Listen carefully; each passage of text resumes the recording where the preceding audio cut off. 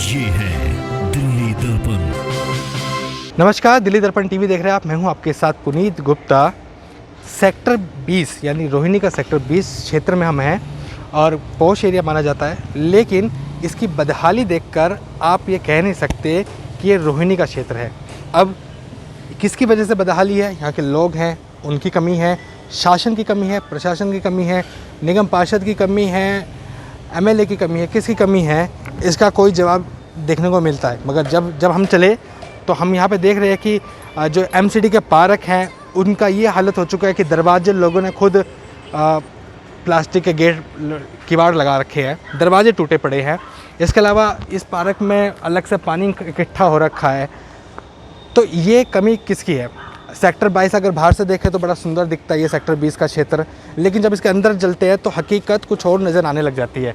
अब हकीकत का इसका रूप बदलने का कारण कौन है? हम जब यहाँ पहुँचे तो अजय जी हमारे साथ है। अजय जी इस क्षेत्र के बारे में जानते भी हैं और बातचीत भी करते, समस्याओं को, मुद्दे को उठाते भी हैं। तो इन्हीं को हमने पकड़ा और हमने सोचा कि इन्हीं से बातचीत करते हैं। क्या है मुद्दा? एमसीडी का पार्क है, किसका पार्क है ये?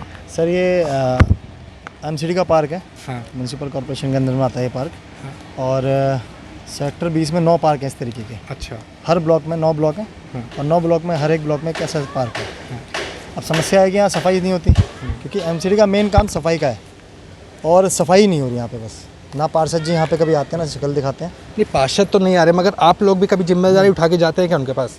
हम लोग कई बार गए हैं वहाँ पे, एक बार नहीं गए, कई बार गए हैं। लोग जाते रहते हैं, एप्लीकेशन भी दे के आते हैं हम लोग। लेकिन क्या होता है, वो कह देते हैं करवा देंगे, लेकिन करवाते नहीं हैं। और आप देख सकते हैं कि किस तरीके से यहाँ गंद फैला हुआ है। कई बार हम लोगों ने खुद भी यहाँ झाड़ू लेकर सफाई भी की है, क्योंकि घर हमारा यहीं है, तो हम लोग खुद भी कभी कभार साफ़ कर लेते हैं इसको। लेकिन हम जितनी बार भी वहाँ जाते हैं तो हमें निराशा का ही सामना करना पड़ता है। हम जाते हैं कभी भी तो वहाँ से कोई हमें रिस्पॉन्स मिलता नहीं है। और ओवरऑल ये है कि यहाँ काम नहीं होता, कुछ भी सफाई का काम बिल्कुल नहीं होता।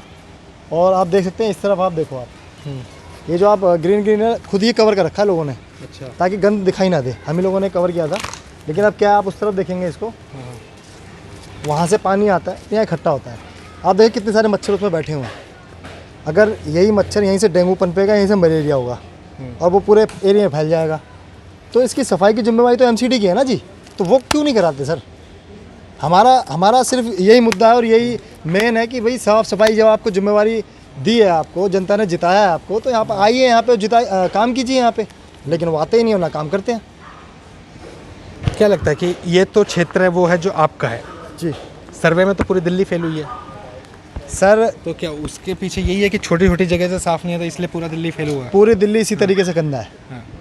आप लोगों ने तो आम आदमी पार्टी के लोगों ने तो पोस्टर लगा दिए ब्रिजों के ऊपर कि सर्वे में दिल्ली फेल हुई है। बिल्कुल। अभी जो राष्ट्रीय सर्वे हुआ था साफ़ सफाई को लेकर, उसमें दिल्ली 30वें स्थान पर आई है, सबसे पीछे है।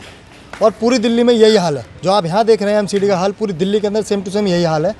और इसी वजह से दिल्ली सबसे पीछे आई है, क्योंकि एमसीडी में पिछले 15 साल हो गए बीजेपी राज करते हुए। अब तो 16-17 साल हो गए, 2-3 साल और भी हो गए हैं। तो सफाई का जो बदहाली है, एमसीडी का जो मेन काम दिल्ली में है क्या, सफाई का, कूड़ा उठाना, ये मेन काम है। लेकिन ये क्या करते हैं, सफाई तो नहीं करते, लेकिन कहीं लेंटर बन रहा है तो पार्षद जी को पता है वहाँ लेंटर बन रहा है, तो वहाँ 2 लाख रुपए बंधा हुआ है, तो वहाँ टाइम से काम होता है। चलिए, लेंटर की आपने बात याद दिलाई तो मैं एक बात और भी पूछना चाहूँगा। एक खबर हमने की थी एक हफ्ते पहले जी, राम विहार का एक मकान 4 मंजिला लेंटर डलने के बाद एमसीडी अधिकारी आते तोड़ने के लिए जी। कितना सही है और क्या इसके पीछे कारण है कि चौथा लेंटर डलने के बाद ही पता चलता है इनको? सर ये तो बड़ी हंसी वाली बात है कि अगर आप किसी को बोलोगे कि मकान बनने से पहले आते हैं, वो तो सबने देखा कि बनने से पहले आके पैसे ले जाते हैं, बनने के बाद आगे लेंटर तोड़ जाते हैं। पहली बार मैंने भी देखा है। क्या होता है सर कि इन्होंने डील की होगी, डील फेल हो गई होगी, या कुछ बात हो गई तो लेंटर चौथा तोड़ गए। क्या मकान बनने से पहले आपको नहीं पता था कि मकान बन रहा है? क्या एमसीडी के अधिकारियों को पहले नहीं पता था मकान बन रहा है? उनको सब पता था, लेकिन उन्होंने क्या करा, या तो सेटिंग या जो भी हुई गड़बड़, जहाँ भी हुई होगी, जो भी समस्या होगी, मुझे नहीं पता इंटरनल उनका क्या था, लेकिन बने हुए मकान को तोड़ने का अधिकार किसने दिया है? उसको पहले रोकते ना आप, क्यों नहीं रोका? तो ये कहीं ना कहीं जो गैर जिम्मेदाराना तरीका है एमसीडी का, और जो समस्याएं आते हैं उनको नहीं सुलझाते। सेक्टर 20 की अगर बात करें, भाई साहब अभी भैया यहीं रहते हैं? हाँ जी भैया। पार्क के कितनी कब से है ये बता रही? ये भैया कम से कम 4-5 साल से ऐसी पा रही है, इसमें कुछ नहीं होता। पहले घास वास लगा के गए तो थे। लोग यहाँ पे आप बैठ पाते, मतलब कि आते हैं खेलते, बच्चे आते हैं कभी? अरे कोई बच्चा कोई आता ही नहीं है इसमें, बदबू के मारे डेंगू वेंगू मच्छर इतने हो रहे हैं, बच्चा कोई आता ही नहीं है। जो सबके घर वाले भगा देते हैं, कोई आता है तो कंप्लेंट मार देते हैं। तो जाते नहीं है कभी निगम पार्षद के पास? गए हैं भैया, हमने भैया कोई बोतल है हमारे यहाँ के अजय भाई भैया हैं, हमने इनसे भी बहुत बार बोला है कि हमारे पारे में भाई कोई व्यवस्था कराओ। गेट वेट के लिए बोली थी, गेट बनाया था, तोड़ दिया किसी ने आगे, वहाँ पे गाय तोड़ दिए, गाय वाले आते हैं, गाय छोड़ के चले जाते हैं अपनी।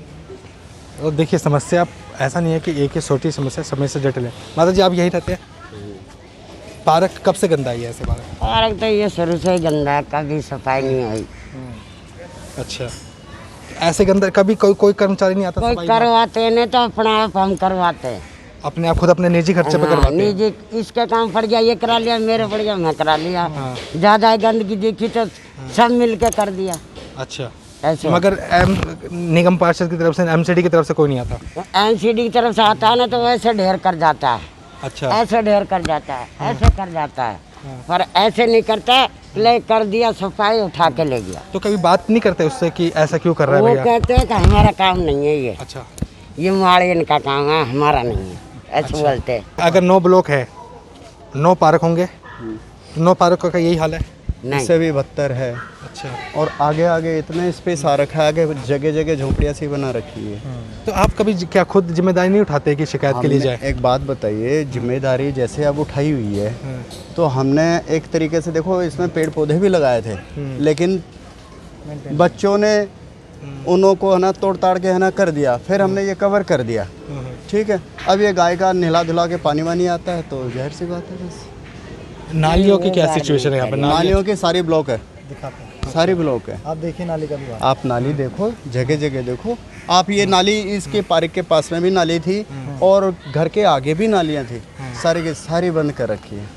ठीक है, तो अब नालियों का भी देखते हैं। अगर यही हाल है, यही हालात है नालियों की, तो लोग का जो गंदगी है वो किस तरीके से निकल पा रही है, क्योंकि नगर निगम की जिम्मेदारी है नालियों को, तो नालियों के पास चलते हैं, बने रहिए हमेशा। अब देखिए सेक्टर 20 की एक समस्या और भी निकल के आ रही है। यहाँ की नालियाँ जो है मैं आपको दिखाना चाहूँगा, वो ब्लॉक है।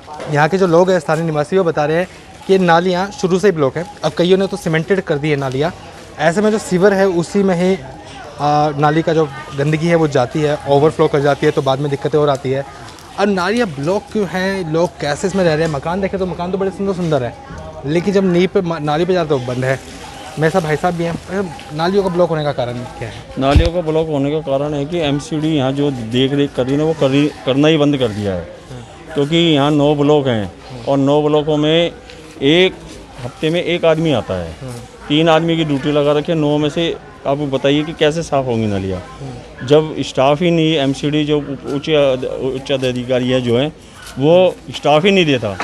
मेरी कई बार डीसी साहब से भी इस पे भी बात हुई है, ऊपर भी बात हुई है कि वो कहते हैं जब स्टाफ ही नहीं है तो हम कहाँ से करेंगे, क्योंकि पहले ये कॉलोनी जो रीसेटल कॉलोनी जो है पहले डीडीए के अंदर थी, अभी आई है जी, अभी आई है। अभी आने करने में भी 3 साल हो चुके इसको हैंड ओवर दिए, लेकिन फिर भी एमसीडी के कान पे जू तक नहीं रेंगती।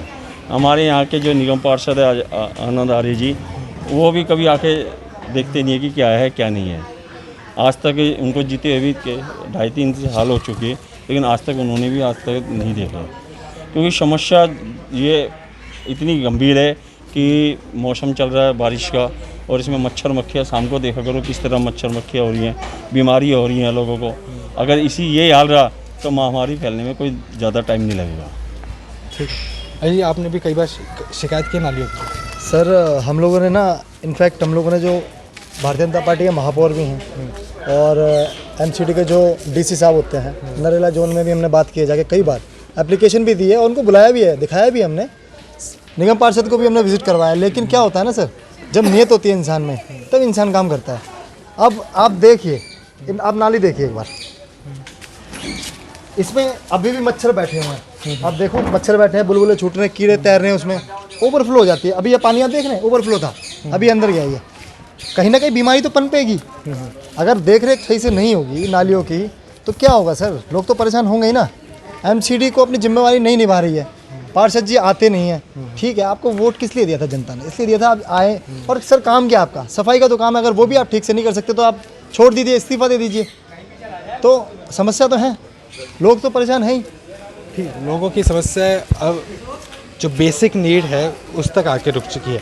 हालांकि यहाँ पर लोगों को देखा जाए तो बिजली की कोई कमी नहीं है, बिजली यहाँ पर है, मकान अच्छे अच्छे बने हुए हैं, ठीक है।